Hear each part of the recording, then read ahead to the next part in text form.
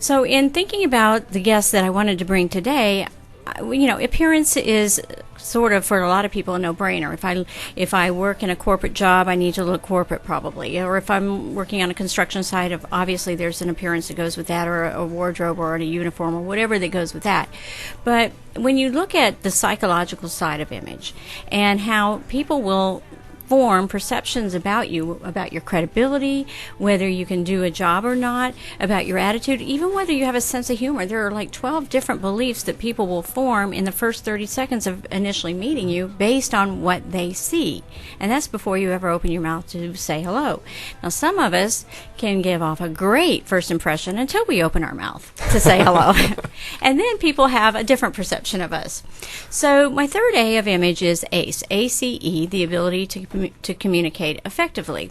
And that would include your tone of voice, which is 38% of your message, studies show, and the words you say are only 7%. So I think it's important for so many reasons that we learn to communicate effectively.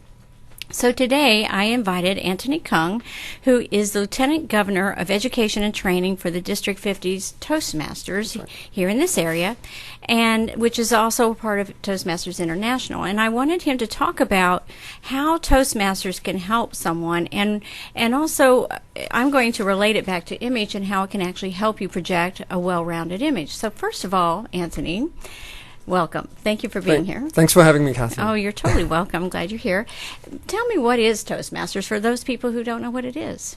Well, Toastmasters is an 80-year-old organization. Mm-hmm. It's a non-profit organization. And globally, we have about 250,000 members in 12,500 clubs mm-hmm. in 106 countries. Mm-hmm. And what it is that we train individuals to be good public speakers and also good leaders. And the whole environment is such that we provide a mutually supportive and positive learning environment. And because of that, people gain the self-confidence to actually up their game one level from where they are currently. So what if I don't want to be a public speaker? Is Toastmasters still applicable to someone like me? Maybe I'm shy and I maybe not getting the promotions at work. Does it help someone on a personal level? Yeah, it actually helps them on a personal level. Public speaking is something that a lot of people fear, but when we have individuals that come to our group setting, it's actually having them to communicate more effectively. Mm-hmm. So it's not a matter of going in front of the stage and say, now you're a public speaker. You actually have many opportunities to speak, like when you give presentations, or maybe when you speak at church, or maybe when you speak to a small group of youth leaders.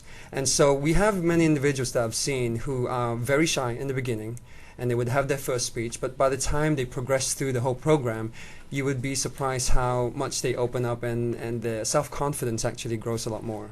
So how would you relate Toastmasters to image, and how it could help someone maybe give the perceptions that they're looking for?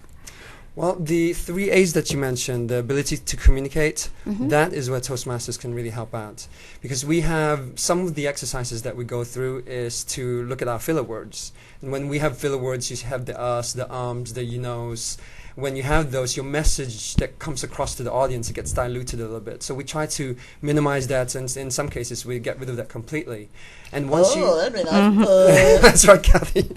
and once you get rid of those filler words and other basic skills that we help you train on, you can actually apply that. We have scenarios such as public relations. If you have a hostile audience, how would you handle that? So we give that scenario to you.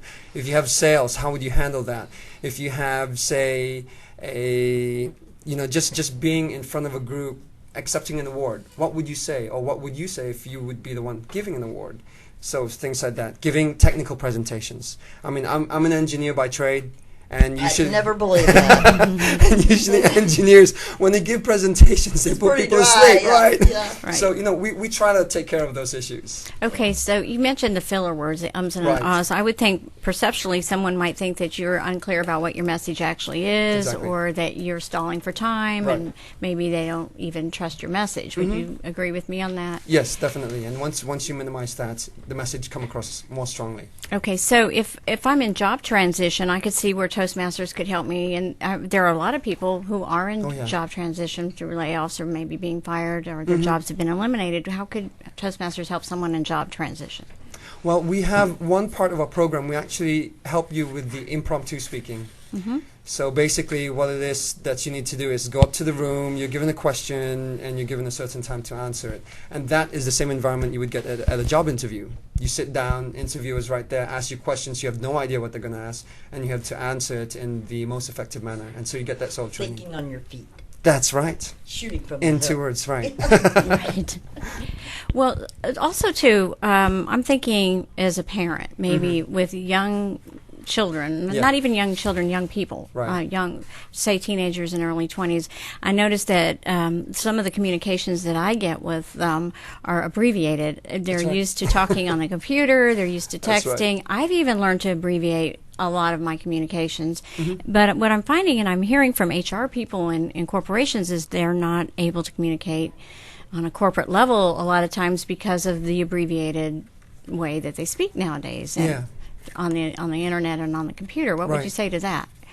Well, when it comes to our program, you talk about young people, so you could be 20s, 30s, but even with kids, 18 and under, we have a group called the Gavel Clubs. So Gavel Clubs are essentially junior Toastmasters for 18 and under. And when we don't come up to them and say, this is not the right thing to do, what we have them do is train on the right stuff. And I'll give you an example. We do a lot of community work. And there was one group in particular last summer, the World Affairs Council. They came up to me. They said, we have an exchange student program with students coming in from Iraq, and they want to know what is the American style of communication. So I had to go up in front of this group 2.5 hours to really tell them what communication is all about, what leadership is all about. And it makes you feel good to be able to give back, because now I'm with them on Facebook and I still communicate with them because they're right back to me saying, I'm about to give a presentation in my class, what do I do to calm my nerves? And being able to communicate with them is a really fulfilling experience. So, on a personal level, though, could Toastmasters help you, or socially in networking? Yes. Is it because of the impromptu teaching, or tell me about there's a something called a competent communicator, and the projects are all geared towards a different part of the speech, like gesturing, and Right. tell me a little bit about the competent communicator. Well, that is a manual of 10 projects, and what it does, it breaks down the components of your speaking ability. So you would have one project would be getting to the point, another project that would be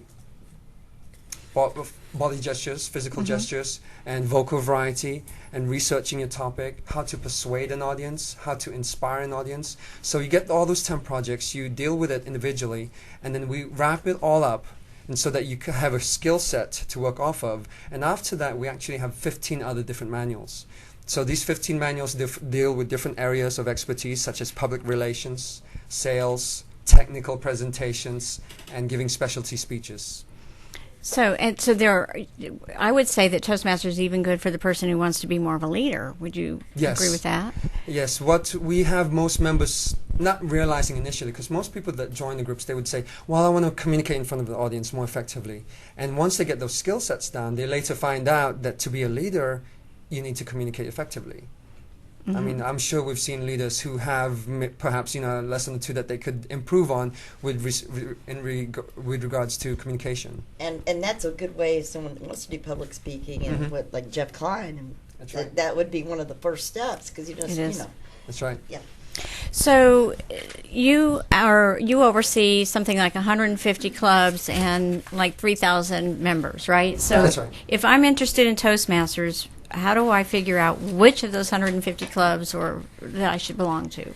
Well, my first suggestion is to go to toastmasters.org, and down the left-hand side there is a button where you can press that, say find a club, and you type in your zip code, and the zip code will allow you to find a club that is close to your area.